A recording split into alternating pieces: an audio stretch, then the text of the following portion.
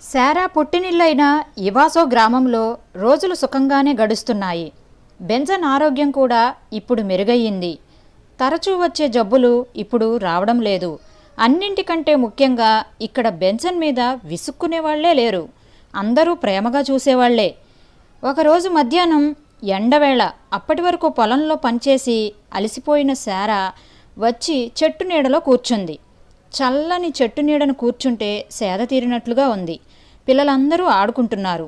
అందరితో పాటు బెన్సన్ కూడా చురుగ్గా అందరితో కలిసి ఆడుకుంటుంటే శారాకు గర్వంగా ఉంది. అందరిలాగా ఆరోగ్యంగా ఉన్న కొడుకును చూసేసరికి శారాకు ఆనందంగా కూడా ఉంది. వాళ్ళ నాన్న చూస్తే తప్పకుండా సంతోషిస్తాడు అని మనసులో అనుకుంది. అలా అనుకుంటూ చూసేసరికి ఎవరో తన వైపే వస్తున్నట్లుగా కనిపించింది. తీరా చూస్తే ఆ వచ్చిన వ్యక్తి శారా భర్త జాన్. ఇదేమిటి ఇలా వచ్చారు? ఆశ్చర్యపోతూ అడిగింది. వ్యాపార రీత్యా పక్క గ్రామానికి వచ్చాను, నిన్ను చూడాలనిపించి ఇక్కడికి వచ్చాను అన్నాడు జాన్. ఇంతలో ఆడుకుంటున్న బెన్సన్ అమ్మా అని పిలుస్తూ పరిగెత్తుకుని వచ్చాడు. వాడిని ఎత్తుకుని, ఇదిగో వీడే మీ అబ్బాయి బెన్సన్, ఇప్పుడు ఆరోగ్యంగా ఉన్నాడు అంటూ పెద్ద పిల్లలు ఎలా ఉన్నారు అని అడిగింది. వాళ్ళ ముగ్గురు బాగానే ఉన్నారు, పెద్దవాళ్ళిద్దరినీ బడిలో వేశాను అన్నాడు జాన్. ఆ రోజుకు అక్కడే ఉండిపోయాడు జాన్. రోజులు గడిచే కొద్దీ రాకపోకలు ఎక్కువయ్యాయి. చివరకు ఒకరోజు తనతో వచ్చేవని అడిగాడు జాన్. కానీ శారాకు వెళ్ళడానికి అస్సలు ఇష్టం లేదు. ఎందుకంటే భర్త బెన్సన్ మీద ప్రేమ చూపించడం లేదు. బెన్సన్ విషయంలో ముభావంగా ఉంటున్నాడు. అందుకని పుట్టింట్లోనే ఉండిపోవాలనుకుంది. కానీ జాన్ పదే పదే ప్రాధేయపడి అడగడంతో ఇక తప్పనిసరి అయి భర్తతో వెళ్ళింది. అప్పటికి బెన్సన్కి 4 ఏళ్ళు వచ్చాయి. రోజులు గడిచే కొద్దీ బెన్సన్ బలంగానూ ఆరోగ్యంగానూ తయారయ్యాడు. బెన్సన్కు 8 సంవత్సరాల వయసు వచ్చేసరికి శారా భర్తను ఒప్పించి అతన్ని బడిలో వేయించింది. రోజు పిల్లలందరూ ఊరి చివరిలో ఉన్న బడికి వెళ్ళేవారు. మొదటి నుండి బెన్సన్ చదువు మీద చాలా శ్రద్ధ చూపించేవాడు. ఇంగ్లీష్ నేర్చుకోవడంలో ఆసక్తి కనపరిచాడు. శ్రద్ధగా చదవడం వల్ల తరగతిలో ఎప్పుడూ మొదటివాడిగా ఉండేవాడు. అయితే ఈ చదువు ఎంతో కాలం సాగలేదు. తండ్రి వ్యాపార రీత్యా అనేక గ్రామాలు తిరగడం వల్ల చదువుకు అంతరాయం కలిగింది. ఒకరోజు ఉదయం పిల్లలందరూ స్నానానికి దగ్గరలోనే ఉన్న కాలువకు వెళ్తుంటే జాన్ బెన్సన్ను పిలిచాడు. బెన్సన్కు ఆశ్చర్యం అనిపించింది. నాన్నగారు ఎప్పుడూ నాతో సరిగ్గా మాట్లాడరు, ఎందుకు పిలిచారో? ఒకవేళ నేను ఏదైనా తప్పు చేస్తే నన్ను శిక్షించడానికేమో అనుకుంటూ వెళ్ళాడు. అక్కడ మరో 2 మనుషులు కూర్చుని ఉన్నారు. బెన్సన్ను చూడగానే, బెన్సన్, వీళ్ళిద్దరూ నా తమ్ముడు జోసఫ్ ఇంట్లో పనిచేస్తున్నారు. నిన్ను మా తమ్ముడు దగ్గరకు పంపిస్తున్నాను. అక్కడ ఉండి ఆయన దగ్గర నీవు వ్యవసాయం నేర్చుకో. నేను చిన్నవాడిగా ఉన్నప్పుడు మా నాన్న నన్ను కూడా ఇలాగే వ్యవసాయం నేర్చుకోమని పంపించాడు. నాలాగే నా పిల్లలలో ఒకరు వ్యవసాయం నేర్చుకుంటే మంచిదని నేను భావిస్తున్నాను అన్నాడు. ఆ మాటలు వినేసరికి బెన్సన్కు మతిపోయింది. నోట్లో మాట రాలేదు. ఇంతమందిలో నన్నే ఎందుకు పంపిస్తున్నారు నాన్నగారు అని అడగాలనుకున్నాడు. కానీ ధైర్యం చాలలేదు. త్వరగా వెళ్ళి నీ బట్టలు తెచ్చుకో, వీళ్ళని ఎక్కువ సమయం ఉంచడం నాకు ఇష్టం లేదు అన్నాడు జాన్. అలాగే నాన్నగారు. బెన్సన్ అక్కడి నుంచి నెమ్మదిగా ఇంట్లోకి వెళ్ళాడు. శారా మిగిలిన పిల్లలు అక్కడ ఆతృతగా వేచి ఉన్నారు. ఏం జరిగింది అని అడిగింది శారా కొడుకు ముఖంలో మార్పును చూసి. నాన్నగారు నన్ను చిన్నాన్నగారి దగ్గరకు పంపించి వేస్తున్నారు. అక్కడ నేను వ్యవసాయం నేర్చుకోవాలట. నన్ను తీసుకువెళ్ళడానికి 2 మనుషులు వచ్చారు అన్నాడు. శారాకు అర్థమయ్యింది, బెన్సన్ విషయంలో తను చూపించిన అవిధేయతకు ప్రతీకారంగా భర్త ఇలా చేస్తున్నాడని. అమ్మా, నాన్నగారు నన్ను వదిలించుకోవాలని ఎందుకు చూస్తున్నారు? ఇంతమందిలో నన్ను ఒక్కడినే ఎందుకు వేరు చేస్తున్నారు? బాధగా అడిగాడు బెన్సన్. బాబూ, నీ చిన్నతనంలో నీకు జబ్బు చేస్తే పెంట మీద పారేయమన్నప్పుడు నేను ఒప్పుకోలేదు. ఒకవేళ ఆ కోపం నా మీద మీ నాన్నకు ఉండిపోయిందేమో, అందుకే ఇలా చేస్తున్నారేమో. శారా కళ్ళు ధారాపాతంగా వర్షిస్తున్నాయి. అంత దూరం వెళ్ళిపోతే బెన్సన్ మరలా ఎన్నాళ్లకు వస్తాడు?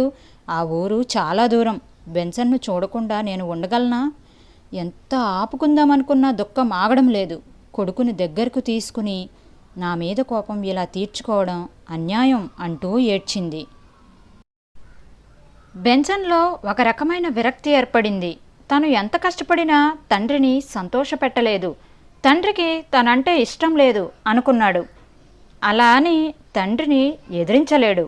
అప్పటికి బెన్సన్ వయసు 11 సంవత్సరాలు మాత్రమే. త్వరగా తనకున్న కొద్దిపాటి బట్టలు మూట కట్టుకున్నాడు. శారా తమను స్వంతంగా అల్లిన చాప కొడుక్కు ఇచ్చింది.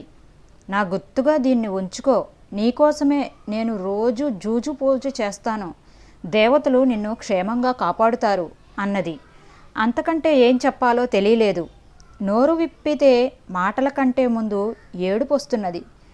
అమ్మా, నాకు ఆ పూజల్లో నమ్మకం లేదు. నీ దేవతలు నీ ప్రార్థనకు జవాబు ఇయ్యవు. నా కోసం బాధపడకు, నేను బాగానే ఉంటాను. నేను వెళ్తాను, ఇప్పటికే ఆలస్యమయ్యింది. నాన్నగారు నా కోసం చూస్తుంటారు అంటూ గుండె దిటవు చేసుకుని బయలుదేరాడు బెన్సన్. అతని కోసం వచ్చిన వాళ్ళిద్దరూ మొత్తం ముగ్గురు కలిసి సైకిళ్ళ మీద ప్రయాణం సాగించారు. సైకిల్ మీద కూర్చున్న బెన్సన్ చిన్న మనసులో ఎన్నో ఆలోచనలు, మరెంతో వేదన. నాన్నగారు ఎందుకు ఇలా చేస్తున్నారో తెలియలేదు. ఒకవేళ చిన్నాన్నగారు చేసిన సహాయానికి ఈ విధంగా రుణం తీర్చుకుంటున్నారేమో, లేక ఇంట్లో అందరినీ పోషించడం ఆయనకు కష్టంగా ఉందేమో, లేక తన విగ్రహ పూజ అంటే ఏమాత్రం ఇష్టం చూపించడం లేదు, అందుకని ఇలా చేస్తున్నారేమో. ఏది ఏమైనా ఆ చిన్నాన్న ఇంట్లో తను బానిసలాగా చాకిరీ చెయ్యాలి. ఇలా ఎంతకాలం చెయ్యాలో తెలియదు. చిన్నాన్న నన్ను బడికి వెళ్ళనిస్తాడా? ఏదో విధంగా చదువుకోవాలి అనుకున్నాడు. బెన్సన్కు చదువు అంటే చాలా ఇష్టం.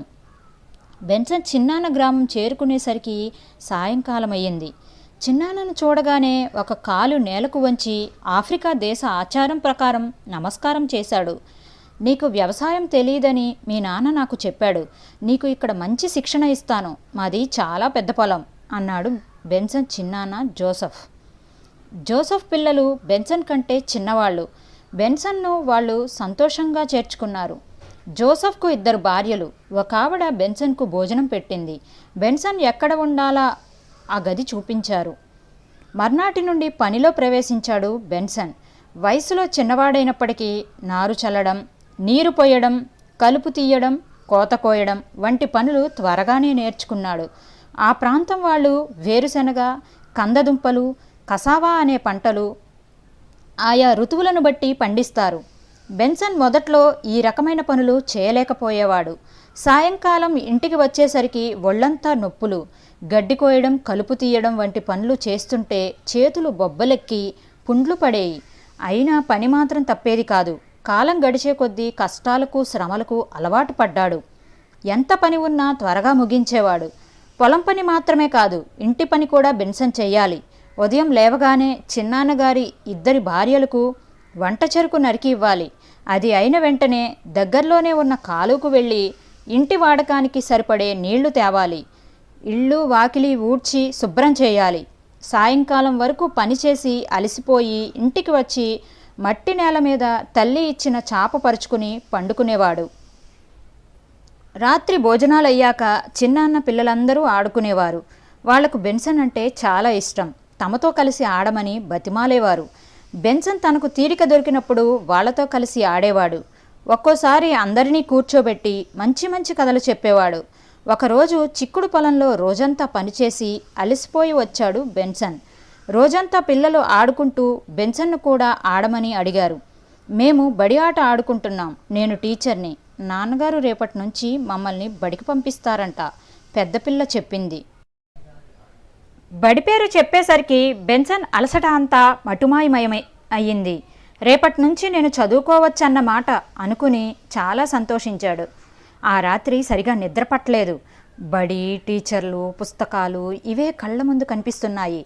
బడికి వెళ్ళనిస్తే చాలు, ఎంత పనైనా సరే చేయవచ్చు అనుకుంటూ నిద్రపోయాడు. మర్నాడు మామూలుగా కంటే కొంచెం పెందలాడే లేచి త్వరగా పనులన్నీ ముగించాడు. కాలువకు వెళ్ళి స్నానం చేసి శుభ్రమైన బట్టలు వేసుకుని చిన్నాన్న దగ్గరకు వచ్చాడు. ఆయన అప్పుడే అల్పాహారం ముగించాడు. చిన్నాన్న, ఈరోజు బడి తెరుస్తారని, అందరూ బడికి వెళ్తారని పెద్ద చెల్లి చెప్పింది. నన్ను కూడా బడికి పంపిస్తారా? నసుగుతూ అడిగాడు బెన్సన్. జోసెఫ్ చిరాకు పడ్డాడు.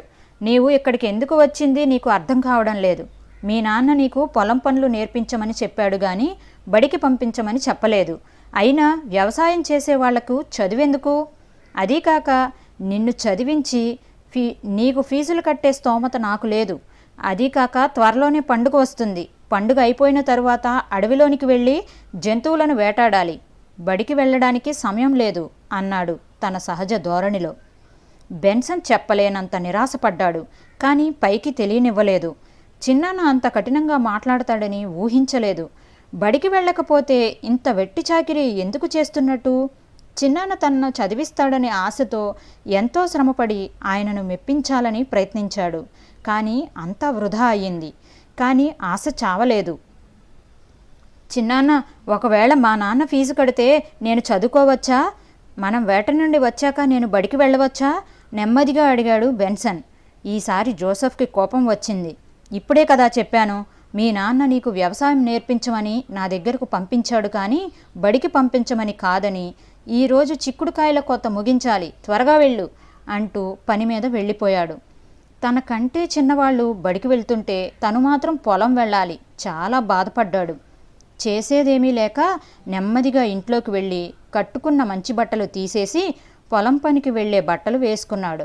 రోజంతా ఎండలో మాడిపోతూ పనిచేస్తున్నా మనసులో మాత్రం ఎలా చదువుకోవాలి, ఏం చెయ్యాలి అనే ఆలోచిస్తున్నాడు. సాయంకాలానికి పని ముగించి పెద్ద గంప నిండా చిక్కుడుకాయలు నింపి నెత్తిమీద పెట్టుకుని ఇంటికి బయలుదేరాడు. బడికి వెళ్లకుండానే చదువుకోవడానికి ఒక పథకం వేసుకున్నాడు. చిన్నాన్న నన్ను బడికి వెళ్ళనివ్వకపోతే ఏదో ఒక విధంగా నేను చదువుకుంటాను. అంతేకాని నేను బ్రతికినంతకాలం ఇలా వ్యవసాయం చేస్తూ ఉండిపోను.